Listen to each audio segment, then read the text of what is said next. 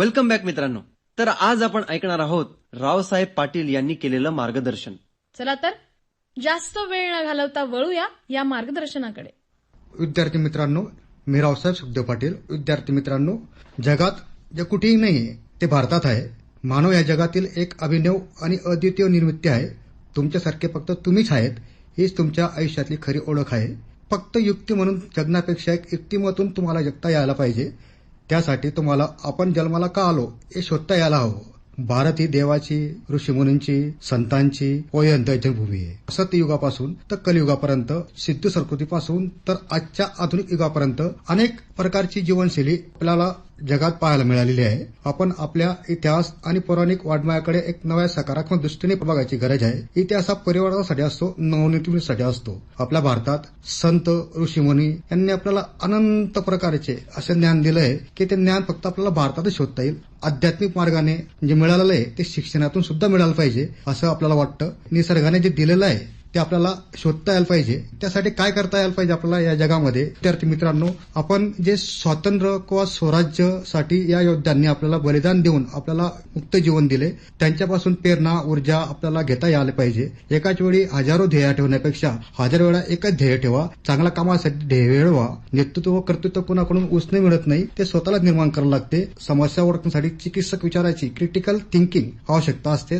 कुठलेही काम हटके करण्याची सवय असायला पाहिजे. तुमच्यासारखे तुम्ही असं तुम्हाला वाटायला पाहिजे. आजचे विद्यार्थी हे परिपूर्ण आहेत, पण त्यांना अध्यात्माचे ज्ञान देणं खूप आवश्यक आहे. कारण जीवनामध्ये 3 शैली अवेलेबल असतात. जसं म्हणतो की आपण जीवन जगण्यासाठी तुम्हाला काय काय करावं वाटतं की तुम्हाला पहिले शिक्षणाची गरज आहे. शिक्षण समजल्यानंतर तुम्हाला तुमचे कर्म कळल्यानंतर तुम्हाला कुठल्या दिशेला जायचे आहे, त्यासाठी तुम्हाला स्वतःला जागृत करावं लागणार आहे. जागृत करण्यासाठी तुम्हाला सगळ्यात महत्त्वाचे तुम्हाला सर्जनशील व्हावं लागेल. त्याशिवाय तुम्हाला ते तुमच्यातली आतली ऊर्जा तुम्हाला शोधता येणार नाही. विद्यार्थी मित्रांनो, पायातून काटा निघाला की चालायला जशी मजा येते, तसाच मनातून अहंकार निघाला की आपलं आयुष्य जगाला मजा येते. चांगल्या लोकांना सोबत राहून नक्कीच मोठा होता येतं. माणसाच्या गर्दीत तुमच्या हरवलेला चेहरा तुम्हाला शोधता येतो. ज्या व्यक्तींना संयमाचे रहस्य कळलेलं आहे त्यांना आत्मज्ञान प्राप्त होते. तुम्हाला जर आत्मज्ञान प्राप्त करायचे असेल तर तुम्हाला अगोदर स्वतःला शोधता यायला पाहिजे. आणि त्यासाठी तुम्हाला नवीन पिढीकडे, नवीन विद्यार्थ्यांना सगळ्यात तुम्हाला करावं लागेल. कारण आजची जी पिढी आहे ती पिढीला आपले 20व्या पिढीमध्ये किंवा 20व्या शतकामध्ये जे घडलेलं आहे ते त्यांना तुम्हाला घरामध्ये शिक्षणाच्या पलीकडे जाऊन तुम्हाला ते वेगळ्या मार्गाने तुम्हाला सांगावं लागेल. त्यासाठी तुम्हाला सगळ्यात महत्त्वाचं तुम्हाला स्वतःला अध्यात्म कळायला पाहिजे. तुम्हाला अध्यात्म कळलं, तुम्हाला तुमच्या मुलांना सांगता येईल, त्यांना तुम्हाला समजवता येईल. तुमचे शरीर जसं हार्डवेअर आहे तसं तुमचे मन व बुद्धी सॉफ्टवेअर आहेत. त्याला तुम्हाला नेहमी अपडेट करता यायला पाहिजे. हे सगळ्यात महत्वाचं. विद्यार्थी मित्रांनो, रवींद्रनाथ टागोर जगण्यासाठी शिकवत होते. आता सगळे विद्यार्थी शिकण्यासाठी जगत आहेत. सकाळपासून ते शिक्षणाच्या प्रवाहामध्ये एवढे विलुप्त होऊन गेलेले आहेत की त्यांना स्वतःचे ज्ञान, त्यांना आत्मज्ञान होण्यासाठी त्यांना आपल्याला अध्यात्माच्या मार्गाला, अध्यात्म कसं असेल, काय असतं हे त्याला तुम्हाला समजावायला खूप गरज आहे. आजचा काळ हा खूप धावपळीचा काळ आहे. या युगामध्ये तुम्हाला स्वतःला शोधण्यासाठी तुम्हाला अध्यात्माचा मार्ग फक्त हा शिक्षणातून मिळेल. आणि शिक्षण परिपूर्ण असेल तरच तुम्हाला अध्यात्म कळेल. अध्यात्म हा विशेष करून आपल्याला नवीन पिढीला देण्यासाठी शिक्षणाची जोडणी द्यावी लागणार आहे.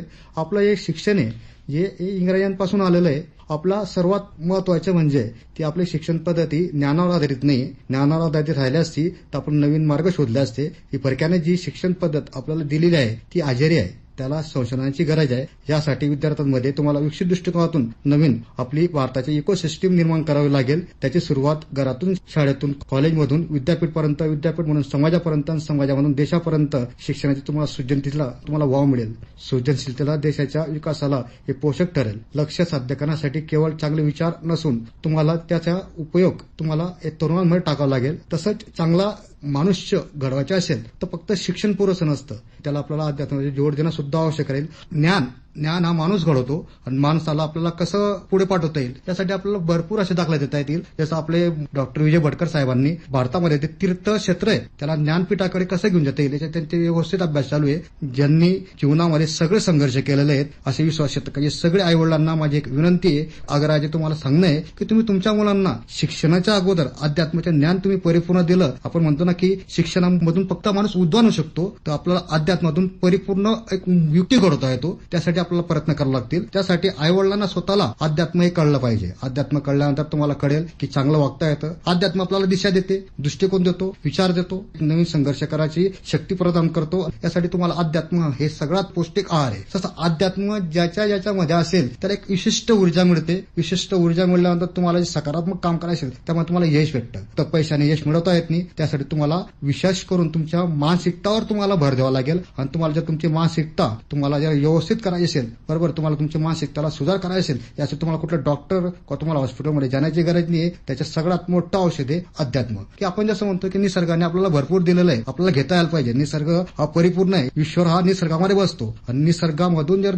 तुम्हाला परिपूर्ण व्हायचे असेल तर तुम्हाला एक दिशा द्यावा लागेल. म्हणतात ना की तुम्हाला चालायचे असेल तर तुम्हाला एक पाय तुम्हाला शिक्षणाच्या वाटेवर टाकावा लागेल, तर तुम्हाला दुसरा पाय तुम्हाला अध्यात्माच्या वाटेवर टाकावा लागेल. तर एका पायाने तुम्हाला तुमचे यश तुम्हाला मिळवता येणार नाही. तुम्हाला यश मिळवायचे असेल तर तुम्हाला दोघे पाण्याचे लागतील. स्वतःच्या पलीकडे जाऊन जेव्हा आपण विचार करतो त्याला शिक्षण असं म्हणता येईल. करिअर म्हणजे केवळ नोकरी मिळवणे किंवा व्यवसायात प्रगती करणे एवढा संकुचित विचार नसावा. समाजाच्या देशाचा विचार करून जगणे म्हणजे शिक्षण. बुद्धी तुम्हाला वाढवायची असेल तर तुम्हाला स्वतःच्या ज्ञानाच्या प्रकाशामधून तुम्हाला अध्यात्माचा मार्ग शोधावा लागेल. आणि ज्यावेळेस तुम्ही अध्यात्माचा मार्ग शोधाल, अध्यात्म म्हणजे काय असतं की एक निष्फळ मन की ते कोणी बघू शकत नाही. फक्त तुम्हाला फिलिंग करता येते की हाय. विद्यार्थी मित्रांनो, आपणही समाजाला काही देतो का, हा नक्कीच आपल्याला विचार करता आला पाहिजे. निदान एक पिढी तरी लक्षात ठेवेल एवढं कर्तव्यवान व्हावं असं मला वाटतं. त्यासाठी जीवनात संस्काराची, मेहनतीची, चिकाटीची, समर्पणाची सोबत असावी. जन्म झाला म्हणजे जीवन नाही, त्यात जीव पाहिजेत ना. भारतीय लोकांमध्ये जागे झाला की आपल्याला भारताला पुन्हा विश्वगुरू बनण्यापासून कोणी रोखू शकत नाही. भारत अगोदर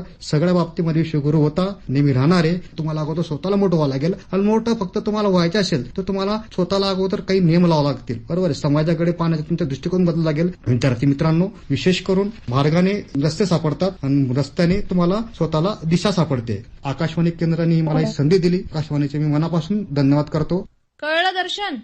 हो, कळलं. आणि मला हे ऐकताना एक आठवलं की आता आपल्या सिनियर है प्रीत जहाँ की रीत सदा, मैं गीत वहाँ के गाता हूँ. भारत का रहने वाला हूँ, भारत की बात सुनाता हूँ. है प्रीत जहाँ की रीत सदा.